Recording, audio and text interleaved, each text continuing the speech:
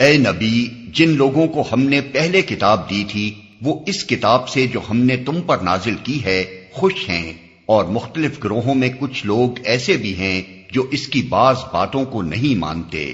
تم صاف کہہ دو کہ مجھے تو صرف اللہ کی بندگی کا حکم دیا گیا ہے، اور اس سے منع کیا گیا ہے کہ کسی کو اس کے ساتھ شریک ٹھہراؤں، لہذا میں اسی کی طرف دعوت دیتا ہوں اور اسی کی طرف میرا رجوع ہے۔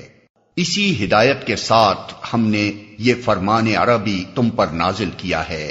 اب اگر تم نے اس علم کے باوجود جو تمہارے پاس آ چکا ہے لوگوں کی خواہشات کی پیروی کی، تو اللہ کے مقابلے میں نہ کوئی تمہارا حامی و مددگار ہے اور نہ کوئی اس کی پکڑ سے تم کو بچا سکتا ہے۔